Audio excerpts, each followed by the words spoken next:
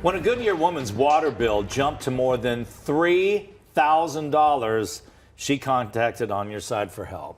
I would definitely be contacting Right? Susan, right? So Susan is here now with her story and what you can do if you were to come up and face something like this unexpectedly. Crazy. Yeah, so I mean, that number is eye-popping, right? But there are a lot of people who do end up with higher than expected water bills. So we have tips for everybody. The excessive water use in this case happened over a couple months because of a leak. For this renter, her name is on the water bill, but she says she shouldn't be responsible for the consequences of leaking pipes on the property.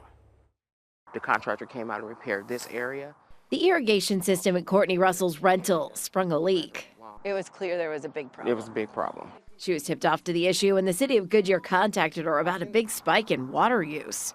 You could see the jump over a couple months. Over 40,000 something gallons. And it was going to cost her. Her landlord, Invitation Homes, fixed the leak, but they told her the big bill was her responsibility. My normal water bill is $120, $220. So it goes from $120, $220 to $33,711. It's just craziness, bunch of craziness. But not entirely uncommon. According to the EPA, household leaks waste more than 1 trillion gallons of water every year. And the agency says an irrigation system can waste about 6,300 gallons of water per month with a leak that's just 1/32 of an inch. That's the thickness of a dime. If you end up with a big bill, you may be able to negotiate a discount.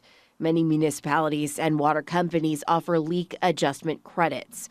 When you ask for one, just be prepared to prove you had the leak fixed. All the moisture right in this area. On Your Side reached out to Invitation Homes for Courtney. I'm a single mother. I have children. Like, there's absolutely no way that I'm going to be able to pay you rent and pay a water bill. And now she won't have to worry about it. Invitation Homes tells us the company and Goodyear are both offering credits to help cover the cost.